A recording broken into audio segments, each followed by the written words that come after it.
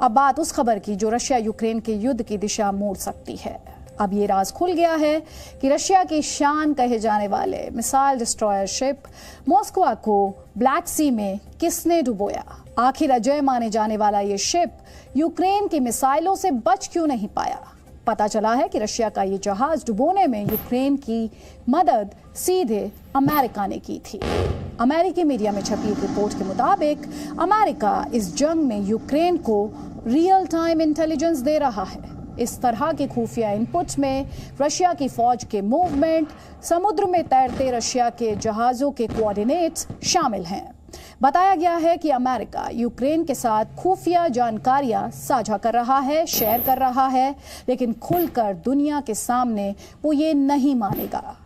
इसलिए नहीं मानेगा कि ऐसा करने पर रशिया सीधे अमेरिका के खिलाफ भी जंग छेड़ सकता है। लेकिन हाल के कुछ हफ्तों में अमेरिका खुलकर यूक्रेन की मदद तो कर रहा है, चाहे वो 33 अरब डॉलर की सैन्य, आर्थिक और मानवीय सहायता हो या फिर यूक्रेन के जहाजों को ध्वस्त करने का प्लान हो।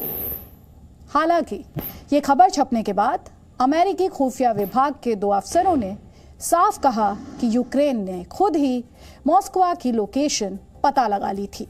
उसकी जानकारी को अमेरिका ने तो बस पुख्ता किया था, सील किया था। वैसे कुछ अफसरों ने यह भी कहा कि अगर अमेरिका मॉस्को शिप की सही लोकेशन यूक्रेन को ना बताता तो यूक्रेन की मिसाइलें 13 अप्रैल को उस पर सीधा हमला नहीं बोल पाती।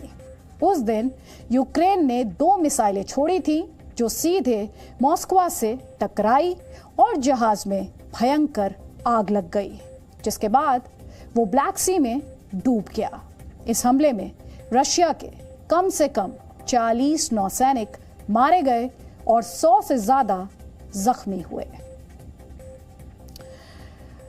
लेकिन हर बार ये सवाल पूछा जाता रहा है कि मॉस्को रशिया की फौज का मिसाइल डिस्ट्रॉयर शिप था तो वो खुद मिसाइलों से बच क्यों नहीं सका।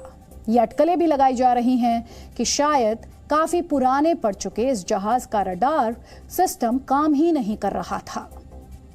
अमेरिकी खुफिया विभाग के अफसरों के हवाले से वहां के मीडिया ने यह भी बताया है कि मॉस्को का ध्यान बटाने के लिए यूक्रेन ने टर्की में बने ड्रोन्स का इस्तेमाल किया और दूसरी तरफ मिसाइलें दाग दी। अमेरिका ने मान भी लिया कि मॉस्को को टारगेट करने के लिए जरूरी डेटा मिसाइल अटैक के कुछ घंटे पहले ही यूक्रेन के साथ शेयर किया गया था। रशिया का ये शिप ब्लैक सी में ओडेसा शहर से 65 नॉटिकल माइल्स यानी 65 नॉटिकल माइल्स दूर समुद्र में था। उसका डूबना रशिया के लिए बड़ा झटका था और 40 सालों में किसी भी नेवी का ये सबसे बड़ा नुकसान था। हालांकि रशिया ने हमेशा ये कहा कि मॉस्को आग लगने की वजह से और हथियारों के गोदाम में धमाके की वजह से डूबा। अमेरिका और रशिया में शिप के डूबने पर कई हफ्ते आंख मिचौली का खेल भी चलता रहा। लेकिन आज हम आपको बता रहे हैं कि किस तरह इंटेलिजेंस शेयर की गई, ये दावा किया गया है यूएस मीडिया के हवाले से।